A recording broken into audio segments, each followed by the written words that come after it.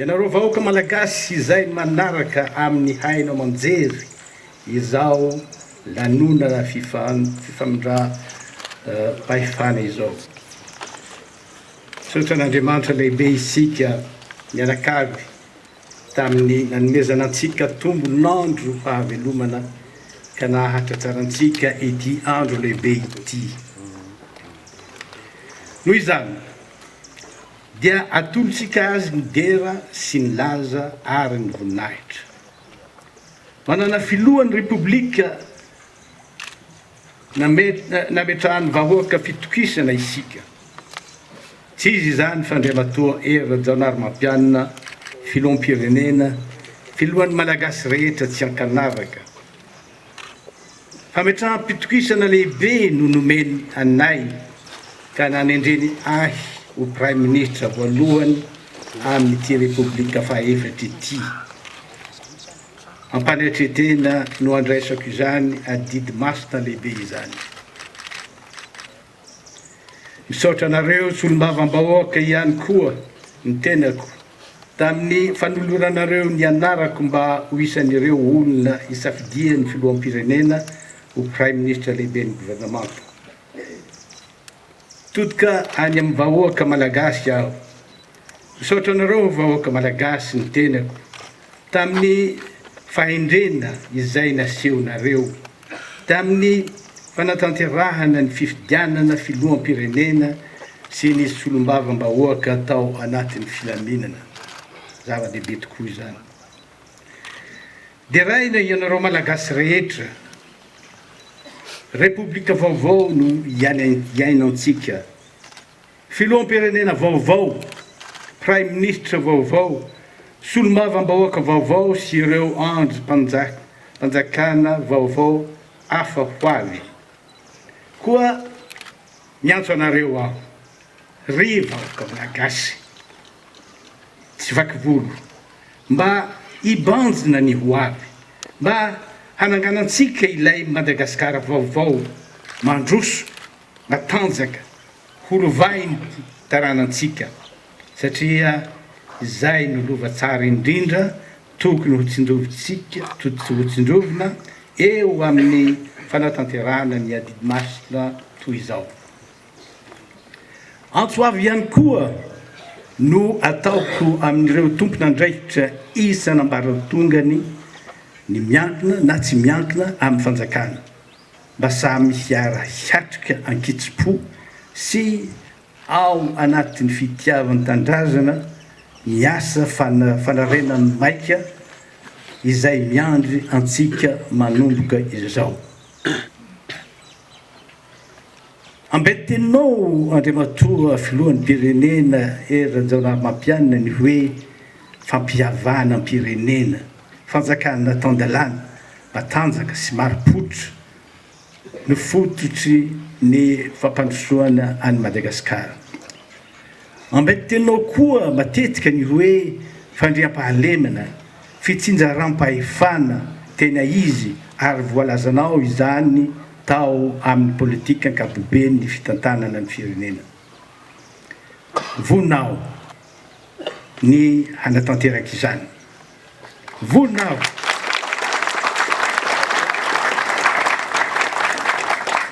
Voninao ny hamaritra izany ho politika isan-tsokajiny matipaika mba hisy fitraikany mivantana eo amin'ny isan-tokantrano. Efa niomana tamin'izany aho ary ny gouvernemanta izay hatsangako dia ho tompon'andraikitra manana traikefa sy fahaizana manao ilaina amin'izany. Gouvernemanta ny fampihavana ny pirenena, gouvernemanta misokatra, gouvernemanta manana vina, manana targetra sy manana planina mazava no hiaraka ifandray-tanana, hihavana, ho tombotsoa ny pirenena sy ho tombotsoa ny vahoaka malagasy roam-polo tapitrisa izay averimberinao Andriamatoa filoha. Ao anatin'ny vina sy ny tanjona mazava izay nosoritanao Andriamatoa filohan'ny pirenena no iarahany vahoaka malagasy ray manontolo ibanjina ho aviny ary ahatongavantsika amin'ilay fampihavanana sy fandrosoana dradradradraina. Miaina ao anatiny fanatontoloana i Madagasikara. Miaina ihany koa ao anatiny faritra iraisam-pirenena manakaiky azy ary mizara faritra maro ny firenentsika. Rivotra vaovao ankehitriny no mitsoka manerana ny tany. Rivotra izay mampiova ny fifanjankery ary hahitana firenena vaovao misandratra na atao hoe pays émergent. Rivotra izay nahitany firenena ireo vahaolana, firenena ireo vahaolana ary toe-karena androsoan'ny haingana. Misokatra ny varavaran'ny Madagasikara hampiditra izany rivotra izany ary ipaika isan'ny faritra, ny fivondronana, ny firaisana ary ny fokontany. Ipaika isa-tokantrano, ipaika isam-batan'olona, fomba fijery vaovao izany. Tetika fampandrosoana vaovao, fampandrosoana misy fiantraikany isan-tokantrano. Amin'ny alalan'ny famoronana asa ihany, averiko, famoronana asa ihany no ivelaran'ny malagasy. Io no hetahetan'ny malagasy ary io no lahampahamehana ao anatiny ireo valeurany malagasy, zany hoe ny fanahiny maha-olona.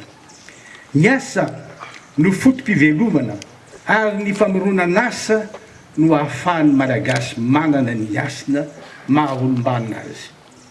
Raha mbola mpanondrana akora tsy voahodina isika ary mpanafatra entina voahodina, na inona tetika, na politika, na rafitra apetatsika, dia hitotongana foana ny fari-piainan'ny malagasy ary hiverina foana ny krizy ara-politika sy sosialy.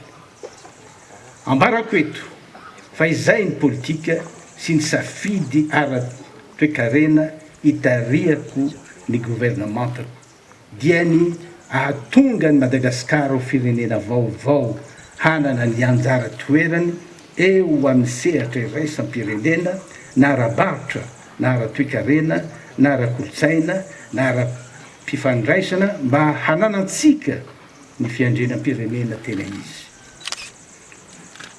Ho tanteraky izany vina sy tandina ary fikasana izany raha manam-pinoana isika. Raha manam-pinoana ny malagasy, manam-pinoana ny mpitondra ary raha tsara tantana ny firenena.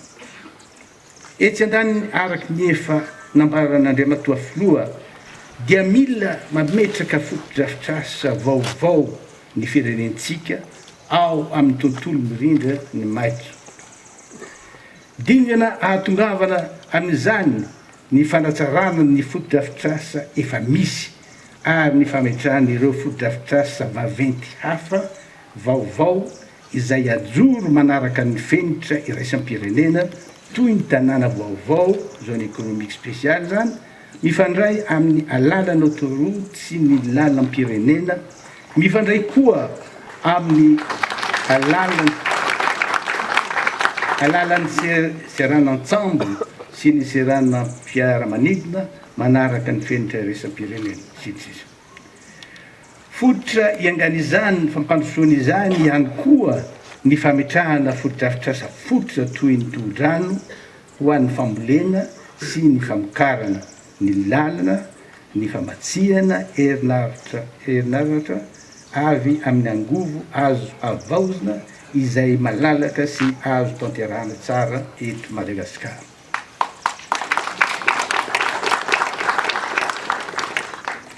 Ho tanterahako sy ny gouvernement tatariko koa ny fametraha rafy, mpampianarana sy fanabeazana manaraka ny vaninandro ankehitriny, mifandraiky amin'ny tsenan'asa sy ny famoronan'asa. Manany ny fahaiza manao ary tsy ambakany sasany ny mpitondra ny filaminana malagasy fa ny fitaovana no tsy ampy koa ataoko laharam-pahamena ny famatsiana izy ireo izany izay ilaina.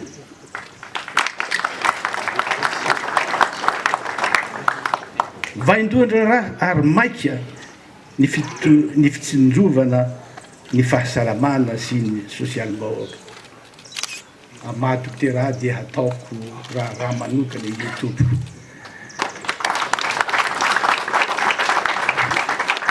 Fotra sy loharano iaingana izany ireo mpamorona asa sy ny mpandraharaha ara-toekarena na andrenivohitra na ambanivohitra ary tsy ampintsolo ny hoe fampirosiana azy ireo sy ny fanantenana fa ho tantanana sy ho ampiana izy ireo mba hahafahany mivelatra ampahatokisana. Anao hoe zaka manokana ny tenako sy ny gouvernement tariko mba hanao fodrafitrasa sahaza ny iraisam-pirenena sy ametrahana tontolo ara-toekarena isian'ny fahatokisana toy ny fahaleovantena ny fitsarana sy ny fanamavaina ny sy fanamorana ny hetra sy ny haba isan-karazany indrindra ao anatin'ny faritra afaka voafantana zone économique spéciale. Hitarika aho hanentana aho sy ny gouvernement mba hanana izay fijery vaovao izay ny mpitondra rehetra isana maratonga ary ho entanina ny vahoaka malagasy mba hitodika amin'izany fomba fijery vaovao izany. Mila fanovana ny malagasy, mila fanorenana hatrany ifotony sy isa tsehatra, mila fanorenana ara-drafitra refondation de la structure hialany amin'izao fahasairana sy ny gidiny izao fahantrany izao. Tompoko lahy sy tompoko vavy, ry vahoaka malagasy, mavesatra ny andraikitra napetraka anao amiko. Mavesatra satria nandalo fotoan-tsarotra ny Madagasikara ary fanarenana no atao. Mavesatra eo anatrehan'ny tantara izay nandalovany tontolo maro samihafa, nitakiana fahaleovantena, nitakiana fanovana, nitakiana fandrosoana mba hiadihan'ny vahoaka malagasy mafy ny atrehan'ny malagasy satria misy ny raha latsaka. Mavesatra ihany koa eo anatrehan'izao tontolo izao satria very haja ny firenena, toa resy, toa miondrika, toa menatra ny malagasy ankehitriny. Mivadika ny baza ny pejy ankehitriny hoe Andriamatoa Filoha Hery Rajaonarymampiana. Tantara vaovao no mipetraka manomboka androany ary ampahavononana sy ampanetretena no andraisako ny andraikitra satria efa mangetaheta sy linana ny vahoaka malagasy ny amin'ny hijoroan'ny gouvernementa dia tsy maintsy ajorontsika ao anatin'ny fotoana fohy araky n'izay azo atao izany koa mitsangana ro lahy, mitsangana anareo agny aby, regny lahy, regny vavy, mahereza fa toy andro vaovao avy zao, andro vaovao handraisantsika andrazy, tsy misy koa gn'olo tokony hiroro, tokony hiaraky hitsanga iaby fa mafy miady kanefa laha miaraky aby tsika iaby mifampitantagna vandy resitsika eo.